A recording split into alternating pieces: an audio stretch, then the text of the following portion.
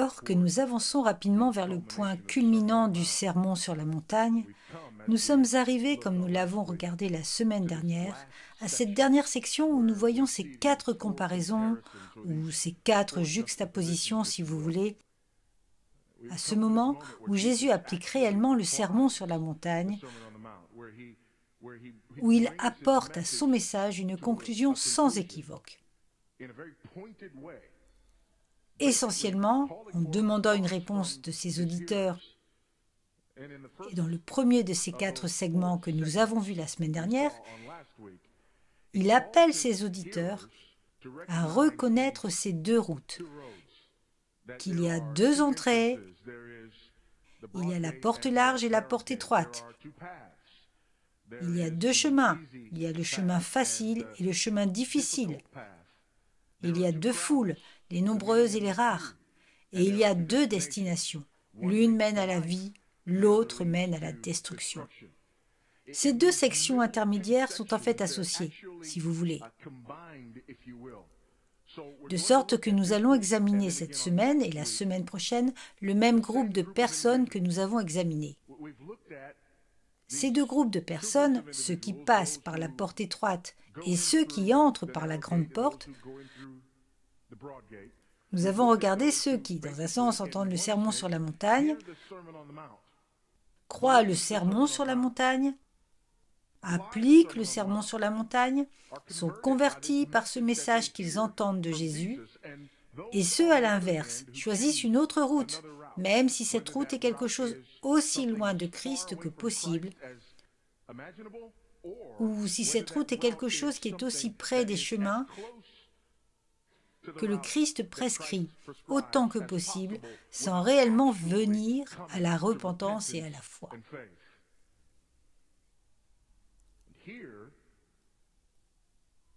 Et ici, nous voyons qu'il y a un autre obstacle le long du chemin. Et cet obstacle le long du chemin est les faux prophètes. Nous les verrons dans les 2 paragraphes suivants, les faux prophètes. Aujourd'hui, nous regardons les faux prophètes et l'illustration de Jésus, des arbres et des fruits, commençant au verset 15. Si vous me suivez là, Matthieu chapitre 7, versets 15 à 20. Et il dit: Méfiez-vous des faux prophètes, qui viennent à vous dans des vêtements de brebis, mais intérieurement sont des loups voraces. Vous les reconnaîtrez par leurs fruits. Cueille-t-on des raisins sur des épines ou des figues sur des chardons?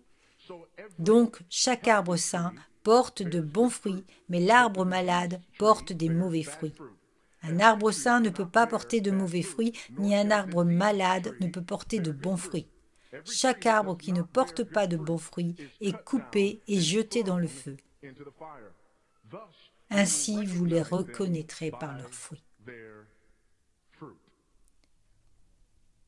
Maintenant, avant même que nous commencions, laissez-moi dire que nous sommes allergiques au genre d'enseignement que Jésus met en avant ici dans ce message. Notre culture nous a rendus allergiques à ce genre d'enseignement que Jésus met en avant dans ce message. Nous parlerons plus de notre allergie en continuant. Mais cela nous rend très mal à l'aise lorsque nous parlons de cette question parce que Jésus identifie le fait qu'il y a d'abord et avant tout des faux prophètes. Il y a des faux prophètes. Il y a des gens qui sont là, qui sont de faux prophètes. Il y a ceux qui disent la vérité et il y a ceux qui disent des mensonges. Il y a des faux prophètes. Écoutez le docteur Carson, comme il pointe du doigt que les avertissements contre les faux prophètes sont nécessaires ou sont nécessairement fondés sur la conviction que tous les prophètes ne sont pas vrais, que la vérité peut être violée et que les ennemis de l'Évangile cachent généralement leur hostilité et essaient de se faire passer pour d'autres croyants. Il y a de faux prophètes. Ce n'est pas nouveau d'ailleurs. Écoutez seulement quelques passages de l'Écriture.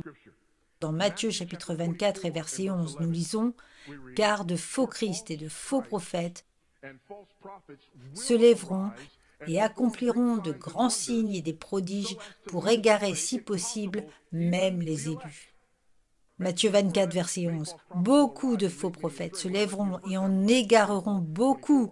Marc chapitre 13, verset 22 est un récit de cet enseignement de Christ. Et dans Luc chapitre 6 et verset 6, attention, malheur à vous quand tous les gens parlent bien de vous, car c'est ainsi que leurs pères ont traité les faux prophètes. Actes chapitre 13 et verset 6. Quand ils étaient allés à travers toute l'île, aussi loin que Pékos, ils sont tombés sur un certain magicien, un faux prophète juif nommé Bar Jésus. Et dans 2 Pierre chapitre 2 verset 1, nous lisons: mais de faux prophètes ont aussi surgi parmi les gens, comme il y aura de faux enseignants parmi vous, qui apporteront secrètement des hérésies destructrices, même en niant le Maître qui les a rachetés, apportant sur eux-mêmes une soudaine destruction. Donc, encore une fois, ce n'est pas un incident isolé, ici dans le Sermon sur la montagne que Jésus rapporte. Cela est évoqué un certain nombre de fois dans son ministère. Et nous avons aussi cela dans les Actes des Apôtres et dans les Épîtres, l'idée qu'il y a des faux prophètes. Nous devons être conscients de ce fait. Il y a des faux prophètes. La deuxième chose que nous devons savoir est que ces faux prophètes ne sont pas toujours faciles à repérer. Remarquez ce que Jésus dit ici. Regardez avec moi, si vous le voulez encore, au verset 15. « Méfiez-vous des faux prophètes qui viennent à vous dans des vêtements de brebis, mais intérieurement sont des loups voraces. » En d'autres termes, Jésus dit: le premier mot ici qu'il utilise est « attention, soyez alertés, regardez attentivement ». Car il y a de faux prophètes, et ces faux prophètes s'habilleront en apparence de vêtements de brebis. Mais intérieurement, ils ne le sont pas. Habituellement, nous pensons que c'est facile, et par ailleurs, ce n'est pas ce à quoi nous sommes allergiques dans notre culture. Nous ne sommes pas allergiques au faux prophète qui est clairement un faux prophète. Ce n'est pas ce qui nous dérange le plus. Quand quelqu'un se dresse et nous dit des mensonges flagrants et éhontés, nous avons peu de problèmes à dire « c'est un faux prophète ». Ou si les faux prophètes font des choses terribles, mal aux gens, les manipulent, vous savez, le Jim Jones du monde, nous n'avons aucun problème à dire que c'est un faux prophète. Mais Jésus met le point là-dessus. Jésus dit « méfiez-vous des faux prophètes ». Non parce qu'ils vont être faciles à repérer. Ils vont être là pour que vous les voyiez et pour que tout le monde les voie. Et vous serez capable de savoir « c'est un faux prophète, ding ding ding, drapeau rouge ». Non, Jésus dit que vous devez vous méfier et vous devez être à l'affût parce que ces personnes vont s'habiller eux-mêmes dans l'uniforme de mes brebis. Ils cacheront qui ils sont vraiment.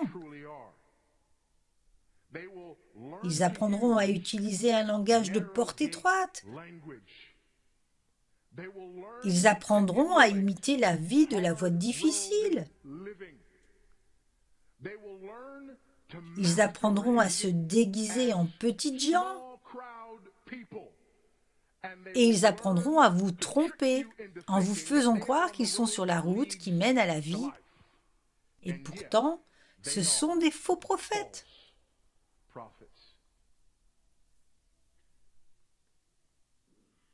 Voici pourquoi il est difficile pour nous d'identifier les faux prophètes. Numéro 1, en raison de l'analphabétisme biblique et théologique qui est notre premier problème. L'analphabétisme biblique et théologique qui rend difficile d'identifier les faux prophètes. Si nous ne connaissons pas la Bible, si nous ne connaissons pas la doctrine, si nous ne connaissons pas la théologie, il nous est pratiquement impossible d'identifier les faux prophètes. C'est aussi d'ailleurs la raison pour laquelle nous sommes allergiques à ceux qui identifient les faux prophètes. Nous sommes vraiment allergiques, nous n'aimons pas cela, ça nous rend mal à l'aise. Quelqu'un qui identifie un individu comme un faux prophète, nous allons juste dire non, cette personne n'est pas un faux prophète, parce qu'il se lève et il utilise des versets de la Bible. Et bien sûr, si c'était un faux prophète, il se lèverait et utiliserait quoi? La Bhagavad Gita, pensez-vous? Pensez-vous que ce serait un faux prophète accompli s'il se levait et n'utilisait pas les versets de la Bible? Non, bien sûr qu'il utilise les versets de la Bible. Bien sûr, ils utilisent un langage de porte étroite. Bien sûr qu'ils le font. Et ce qu'ils font est une proie sur les individus qui sont bibliquement et théologiquement illettrés. Deuxièmement, c'est difficile à cause de la prévalence de l'œcuménisme et du syncrétisme. comme un de mes amis l'appelle, la théologie de Rodney King. Ne pouvons-nous pas tout simplement nous entendre? La réponse est un non retentissant. Nous ne pouvons pas. Qu'est-ce que la lumière et l'obscurité ont à voir les uns avec les autres? Ne pouvons-nous pas juste nous entendre? Vous savez le problème? Ne pouvons-nous pas tous nous entendre et que cela est une gifle à ce que Jésus a juste dit ici? Méfiez-vous des faux prophètes. Oui, mais ne pouvons-nous pas? Non, j'essaie de vous dire qu'ils ont des vêtements de brebis à l'extérieur.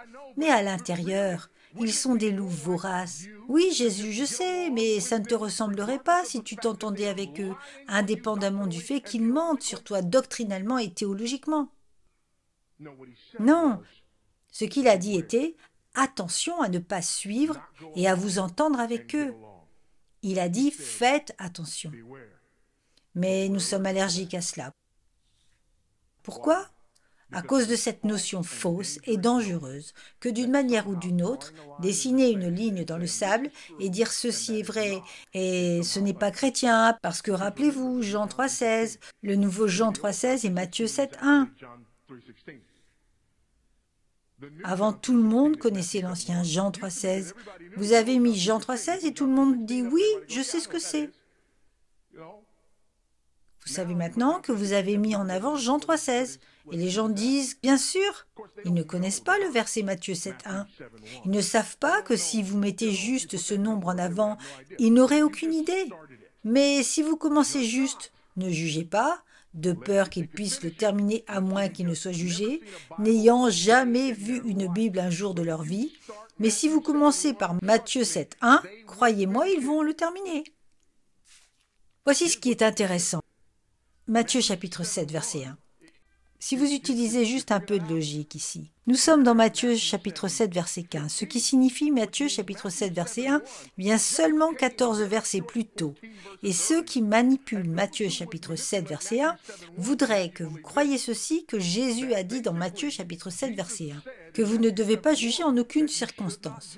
Donc, quand nous lisons Matthieu chapitre 7 au verset 15, nous devons le comprendre dans le contexte de ne jamais juger. Attention, mais ne jugez pas. Je me demandais juste si j'allais me méfier, ou vous savez, regarder très attentivement et discerner si quelqu'un était vrai ou faux. Je pensais juste que vous savez, peut-être que ce serait par définition juger, donner un prix à cet homme. Tournez à droite avec moi si vous voulez à titre. Citez cela tout le temps.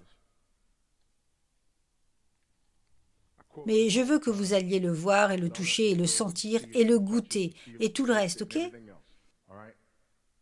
Dans Tite chapitre 1, juste tournez là et regardez cela un moment si vous voulez. Tite chapitre 1. Parce que je reçois dans des lettres de temps en temps et des courriels de temps en temps avec des gens qui sont en colère contre moi. Parce que j'identifie des faux prophètes de temps en temps et généralement tout ce que je fais est de les renvoyer à Tite chapitre 1 au verset 9. Par ailleurs, Tite chapitre 1 en commençant verset 5, les exigences bibliques pour les anciens. À la fin de ces exigences, verset 9, il doit tenir ferme à la parole digne de confiance, telle qu'enseignée, afin qu'ils puissent être en mesure de donner des instructions dans la saine doctrine, et aussi de réprimander ceux qui le contredisent. C'est ma fiche de poste, les amis. De clamer la saine doctrine, d'enseigner la saine doctrine, et réprimander ceux qui contredisent la saine doctrine. C'est mon travail. Ce n'est pas une suggestion, c'est un commandement. La doctrine malsaine ne fait pas son travail. Vous ne pouvez pas dire « Amen », vous devriez dire « Wow ».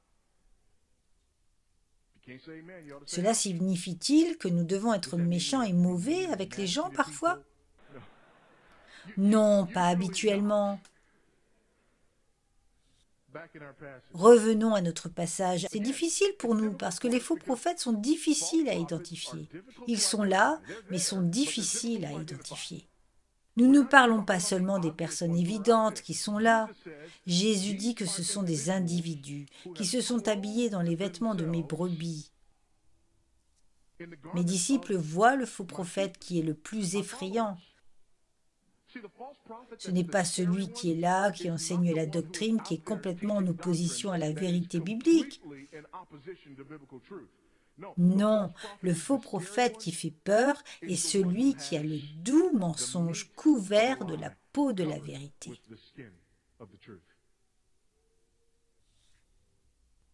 Écoutez cela. Jean chapitre 10, versets 3 à 5. Parce que la troisième chose que nous devons savoir est que les faux prophètes ne sont pas un danger pour la véritable Église. Le portier lui ouvre, les brebis entendent sa voix et il appelle ses propres brebis par leur nom et il les laisse dehors quand il a fait sortir tous les siens. Il va devant elles et les brebis le suivent car elles connaissent sa voix.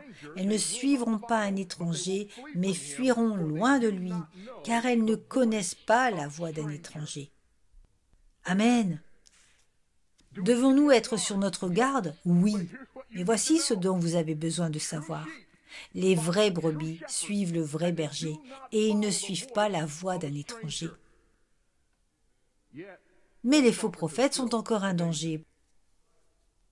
Pourquoi? Écoutez ce que Jésus dit. Premier avertissement. Attention, attention. Pourquoi être sur ses gardes? Je veux dire, s'il n'y a pas de danger, pourquoi être sur ses gardes? Deuxièmement, ce qu'il appelle ces individus loups voraces, en d'autres termes, viennent faire beaucoup de mal, comme le voleur qui vient pour voler et tuer et détruire. Voici ce que vous devez savoir. Un faux prophète ne va finalement pas prendre une porte étroite, un chemin dur, une petite foule sur le chemin de la vie chrétienne, et les transformer en une large porte, route facile, grande foule sur le chemin de la mort. Nous en avons parlé la semaine dernière. Nous avons parlé de la persévérance des élus de Dieu la semaine dernière. Donc ce n'est pas le danger. Mais voici ce que vous devez savoir. Un croyant peut avoir sa vie bouleversée par un faux prophète. Un croyant qui connaît Dieu, aime Dieu et suit Dieu peut avoir sa vie bouleversée par un habile faux prophète. Parfois pendant des années. Un faux prophète peut avoir des vrais disciples de Christ tordus et ligotés dans des liens jusqu'à ce qu'ils soient finalement délivrés du mensonge. Alors ne pensez-vous pas un instant que juste parce que vous êtes un disciple de Christ, juste parce que vous êtes né de nouveau, que vous n'avez pas besoin d'être prudent sur ce que vous écoutez et qu'il n'y a pas de danger d'écouter des faux prophètes? Il y a un danger et ils peuvent faire beaucoup de mal à vous et à votre famille.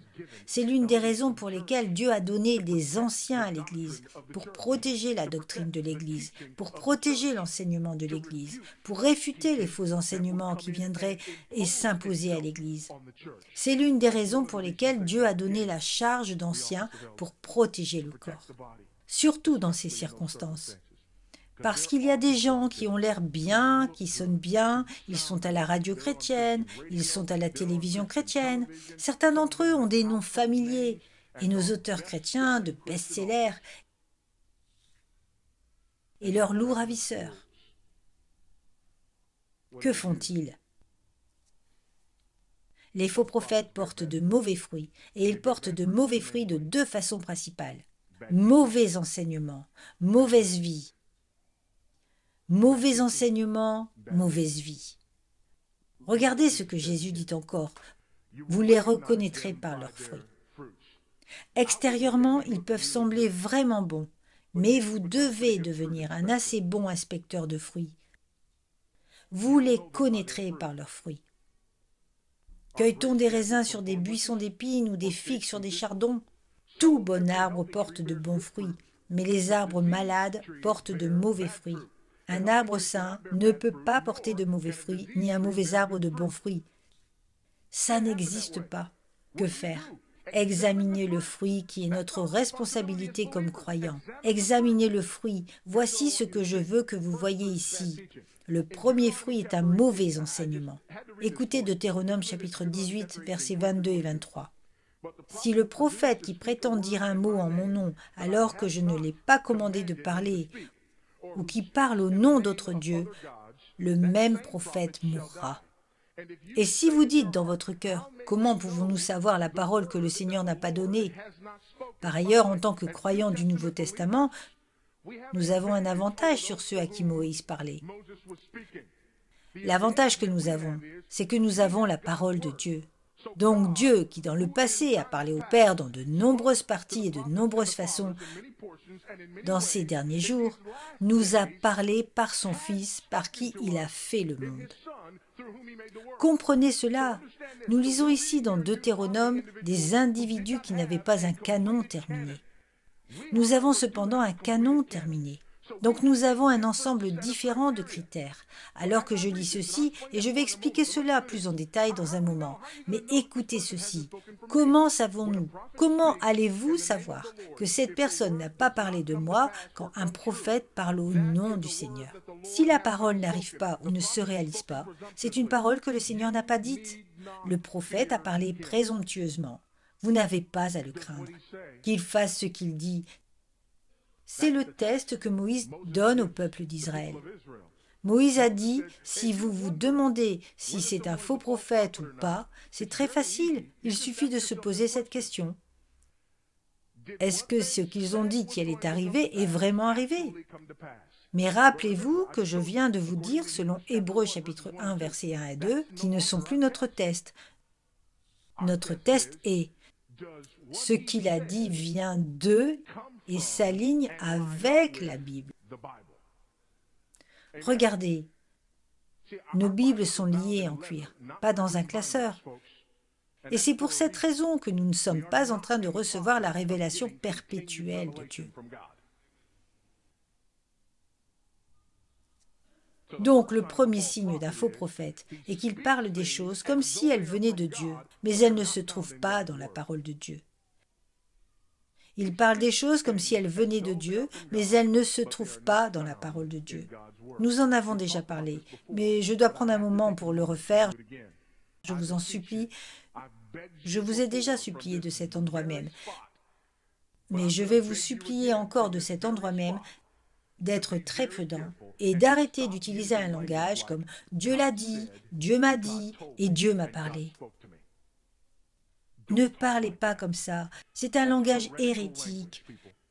Parce que quand vous utilisez des mots comme « Dieu m'a dit »,« parler » et « annoncer », vous faites référence à un discours audible et vous assimilez tout ce qui vient après cela avec ce que nous avons dans la parole de Dieu. Et c'est de l'hérésie. Maintenant, ce que nous entendons habituellement est « Dieu m'a éclairé »,« Dieu a apporté quelque chose à ma compréhension », Dieu m'a fait comprendre. Utilisez tous les mots que vous voulez, mais ne dites pas Dieu a dit, Dieu m'a dit ou Dieu m'a parlé, parce que si vous le faites, vous êtes hors de la ligne théologique. C'est un discours non biblique, parce que Dieu ne dit pas. Dieu ne parle plus en ces termes, non pas parce que je le dis, mais parce que la Bible le dit. Nous avons un canon fermé. Donc l'une des façons dont vous savez que quelqu'un est potentiellement un loup vorace, à nouveau, il y a des personnes qui ne font que parler de ce genre de choses et ils ne le pensent pas parce que nous sommes tellement habitués à l'entendre dans notre culture. Et nous allons dire des choses comme Dieu m'a dit, ou Dieu a dit ceci et cela. Nous le dirons et ce n'est pas ici ce dont je parle. C'est quelqu'un qui a juste besoin d'être corrigé. Et vous et moi, tous les deux dans cette salle, sommes plus que probablement coupables d'avoir été lâches avec notre discours. De cette façon, avant que nous ne voulions dire que je vous parle avec la même autorité que Moïse, ou Paul, ou Jésus, ce n'est pas ce que nous voulions dire. Que nous étions juste lâches avec notre discours. Nous avons adopté une mauvaise habitude de notre culture. Et ce n'est pas ce que nous voulions dire. Mais il y a des gens dans notre culture qui disent ces choses et les pensent. Ce sont des faux prophètes. Selon Hébreux chapitre 1 au verset 1 à 2, ils sont de faux prophètes.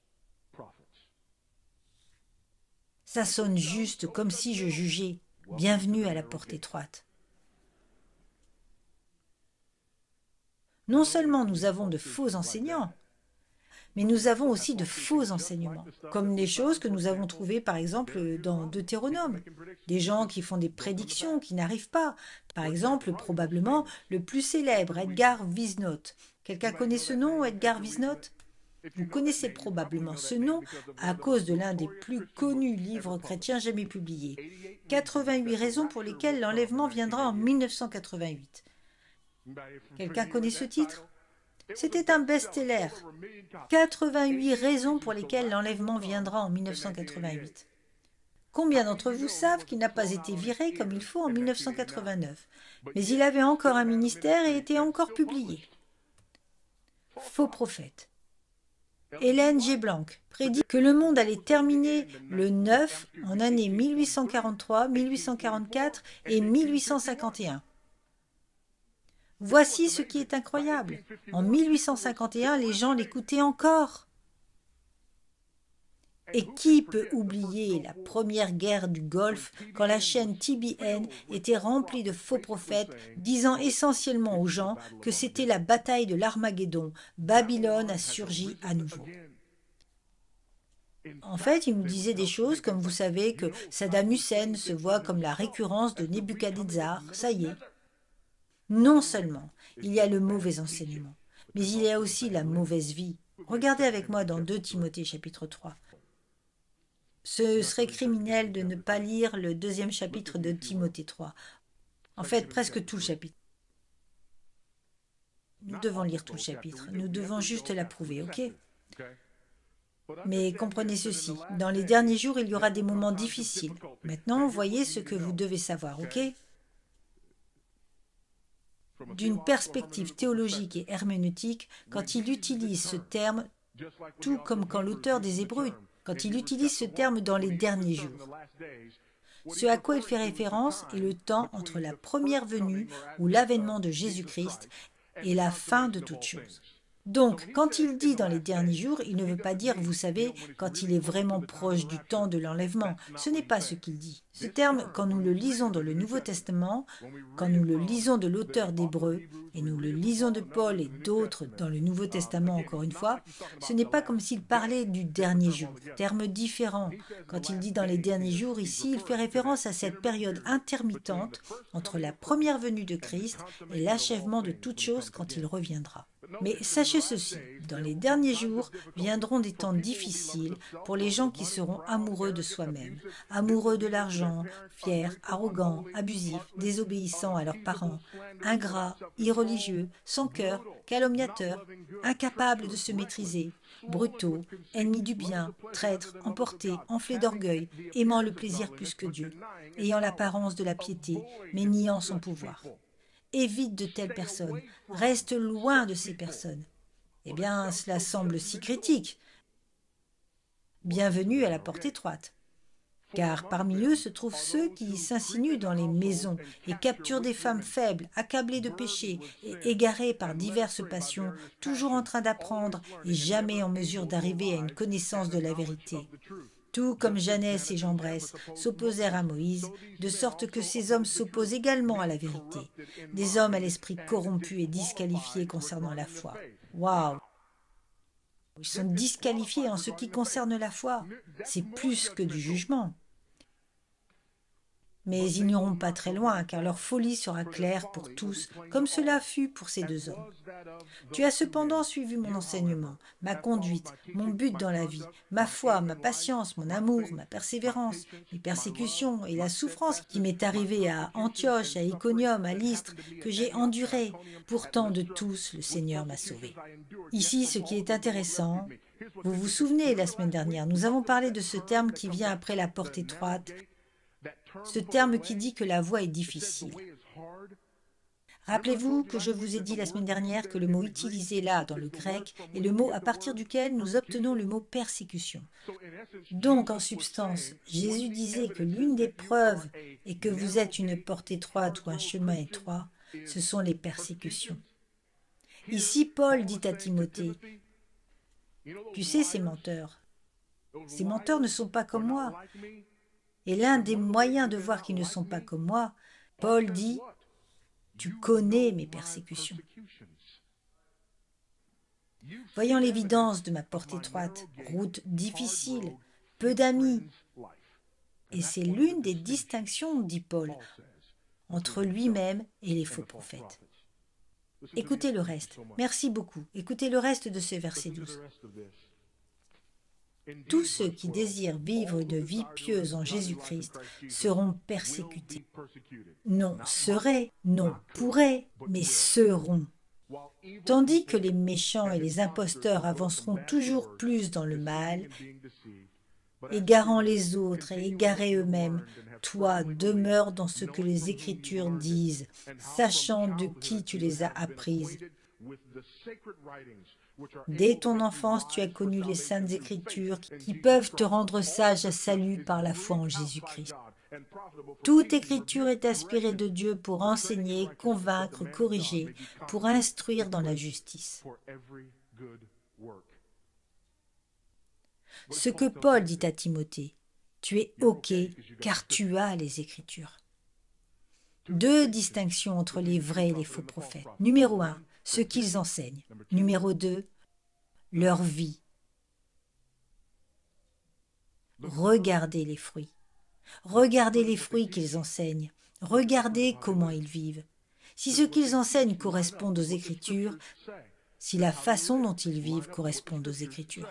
Au fait, et si nous cherchons la façon dont ils vivent, où regarderons-nous? À nouveau, pensez au sermon que Jésus prêche. Ne le déconnectez pas. Où allons-nous pour trouver le style de vie dont Jésus parle? Retour au chapitre 5 au verset 1. Le début du sermon sur la montagne. Il nous explique ce qu'est le style de vie du royaume. C'est ce que nous recherchons. Retournez aux béatitudes. Retournez aux 6 antithèses. Retournez au chapitre 6. La vraie prière, le vrai jeûne, les vrais dons. Retournez et regardez la vraie religion du christianisme, comme Jésus l'a déjà exposé au chapitre 5, chapitre 6 et au début du chapitre 7. Et vous avez le genre de fruits que nous sommes appelés à regarder. Enfin, rien de tout cela n'importe si nous ne sommes pas prêts et disposés à tester et à juger. Rien de tout cela n'a d'importance si nous ne sommes pas prêts et disposés à tester et à juger. C'est inutile si nous ne sommes pas disposés à tester et à juger. D'ailleurs, mais pourquoi je dis juger? La dernière phrase que Jésus utilise est très importante. Dernière phrase qu'il utilise dans ce paragraphe. « Et l'arbre qui ne porte pas de bons fruits va être coupé et jeté dans le feu. » C'est ce que vous appelez le jugement. La semaine prochaine, nous entendrons « Retirez-vous de moi, je ne vous ai jamais connu, vous, travailleurs de l'iniquité, pratiquez l'illégalité. » Rien de tout cela importe si fondamentalement nous ne croyons pas que nous sommes censés tester, que nous ne croyons pas que nous sommes censés faire des jugements. À nouveau, je ne parle pas d'être moralisateur. Revenons au message du début du chapitre 7. Nous ne parlons pas de dédaigner les personnes qui n'aiment pas les choses que vous aimez et qui ne sont pas d'accord avec vous sur les choses essentielles. Ce n'est pas ce dont nous parlons ici. Nous parlons de faux prophètes et l'identification de faux prophètes qui sont destructeurs dans la vie de l'Église. Et si nous croyons que ce que nous sommes supposés faire est lire cela pour lire et ne pas l'appliquer, et ne pas exercer un jugement clair, et ne pas s'éloigner des faux enseignements, ne pas exposer les faux enseignements partout où ils sont, nous avons un problème. Écoutez cela si vous voulez. 1 Jean chapitre 4 versets 1 à 3. Bien-aimés, ne croyez pas n'importe quel esprit, mais éprouvez les esprits pour savoir s'ils sont de Dieu, car de nombreux faux prophètes sont venus dans le monde. Reconnaissez à ceci l'Esprit de Dieu. Tout esprit qui confesse Jésus venu en chair est de Dieu, et tout esprit qui ne confesse pas Jésus n'est pas de Dieu. C'est l'esprit de l'Antéchrist dont vous avez appris la venue et qui est maintenant dans le monde. À nouveau, est-ce le seul test? Non, ce n'est pas le seul test. Souvenez-vous de la série que nous avons faite de 1 Jean. Il y a beaucoup de tests, mais ici, traitant de faux prophètes, il dit testez ce que vous entendez d'eux. Testez les esprits par l'esprit. C'est cela, les amis, le jugement. Et c'est la façon dont les chrétiens sont ordonnés de vivre. Actes chapitre 17, versets 10 et 11. Les frères ont immédiatement envoyé Paul et Silas de nuit à Bérée, et quand ils sont arrivés, ils sont entrés dans la synagogue juive. Maintenant, ces juifs étaient plus nobles que ceux de Thessalonique. Ça alors. Ces juifs étaient plus nobles que ceux de Thessalonique. Qu'est-ce qui les rendait plus nobles que les juifs de Thessalonique? Heureux que vous le demandiez. Ils recevaient la parole avec empressement. Ils examinaient les Écritures quotidiennement pour voir si ces choses étaient écrites. Vous voyez cela? C'est l'apôtre Paul. Cet homme vient en ville et il a été mordu par des serpents et il a survécu. Cet homme a connu un auditeur qui tombe de la fenêtre une nuit et meurt. Il le ramène à la vie. Il arrive à Bérée, ils disent tout cela est bien, mais voici ce que nous allons faire. Nous allons prendre ce que tu as dit aujourd'hui et en rentrant, regarder dans nos Bibles, scruter les Écritures pour voir si ce que tu dis est en fait vrai. La Bible dit cela les rend supérieurs. Testez-vous ce que vous entendez? Même d'ici, de ce lieu. Nous sommes loin d'être infaillibles, les amis. C'est vrai, retestez ce que vous entendez. C'est une des raisons pour lesquelles nous enseignons de cette façon.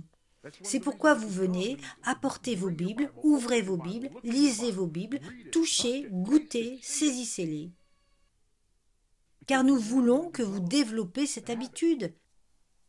Testez ce que vous entendez. N'osez pas me faire confiance. Faites-le pour la parole. Je suis un individu chétif, fragile, blessé, cassé, paumé. En passant, bienvenue au club. Parce que c'est ce que nous sommes tous. Et ainsi nous devons avoir plus que la puissance de notre propre persuasion et personnalité. Nous devons tout tester par la parole. Tout tester par la vérité de Dieu. Tout tester par ce qui a été dit. Voici ce qui est triste. J'en ai fait cette scène devant mes yeux. Dans les églises, il y a des désaccords sur certaines choses. Des accords sur, vous savez, ce qui se passe ici ou ailleurs. J'ai vu de mes yeux, entendu de mes propres oreilles. Oui, vous continuez à ouvrir cette Bible, à lire ces versets. Vraiment, je me fiche de ce que disent ces versets. J'ai entendu cela de personnes étant à l'église depuis des années, des années. Nous devons être comme les Béréens. Nous devons tout tester selon les Écritures et être toujours prêts et volontaires pour identifier, exposer et se sauver loin des faux prophètes. Vous n'aimez pas la façon dont cela sonne, mes amis? Venez avec moi dans un autre passage et regardez Éphésiens chapitre 5. Regardez à partir du verset 6 d'Éphésiens chapitre 5. Étrangers, que personne ne vous trompe par des mots vides, car à cause de ces choses, la colère de Dieu vient sur les fils de la rébellion. Par conséquent, ne devenez pas des partenaires avec eux. Car à une époque, vous étiez des ténèbres, mais maintenant vous êtes lumière dans le Seigneur. Marchez comme des enfants de lumière, car le fruit de la lumière se trouve dans tout ce qui est bon, juste et vrai. Et essayez de discerner ce qui plaît au Seigneur. Ne prenez pas part aux œuvres infructueuses des ténèbres, mais condamnez-les plutôt. Car il est honteux même de parler des choses qu'ils font en secret. Mais quand quelque chose qui est exposé par la lumière devient visible pour tout, car ce qui devient visible est lumière. Donc il dit, réveille-toi, toi qui dors, relève-toi d'entre les morts, et Christ brillera sur toi. Notre culture dit que c'est méchant et mauvais. C'est un jugement qui n'est pas chrétien.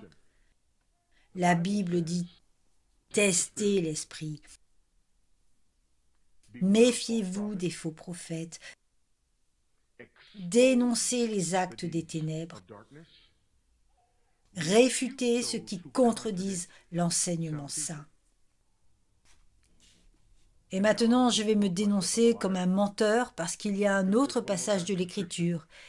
Et j'ai dit que c'était le dernier, mais je vous ai déjà dit que je suis un faible et fragile individu.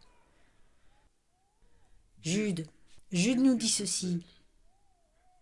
Comme je désirais vivement vous écrire concernant notre salut commun, j'ai ressenti le besoin de le faire, afin de vous exhorter à lutter ardemment pour la foi, à combattre grandement, à vous battre tel un lutteur. Le terme utilisé en grec classique est pour les lutteurs qui sont engagés dans le combat. Il dit « Je veux que vous vous engagiez dans le combat jusqu'à l'agonie ». C'est en grande partie la foi qui a été transmise une fois pour toutes aux saints. Pourquoi? Parce que certaines personnes sont passées inaperçues, ceux qui ont été longtemps auparavant marqués pour cela. La condamnation des personnes impies qui font deux choses. L'une transforme la grâce de Dieu en iniquité, c'est une mauvaise vie. Et numéro 2, il nie notre seul maître et le Seigneur Jésus-Christ. C'est le mauvais enseignement. Jude dit « Luttez fortement contre les faux enseignants. Faites la guerre avec ceux qui transforment la grâce en iniquité et ceux qui nient les vérités essentielles de l'Évangile. Souffrez beaucoup dans ce champ de bataille. Faites la guerre dans ce champ de bataille. Réfutez ceux qui contredisent. Dénoncez leurs sombres actions. Et tenez fermement à ce qui est vrai. » Pourquoi? Parce que nous nous délectons dans le combat? Non, parce que nous nous délectons de la vérité. Et il y a une différence majeure entre les deux. Délectez-vous de la vérité et méfiez-vous des faux prophètes. Et quand vous les trouvez, montrez-leur beaucoup d'amour, mais pas un quarter, une pièce de 25 cents.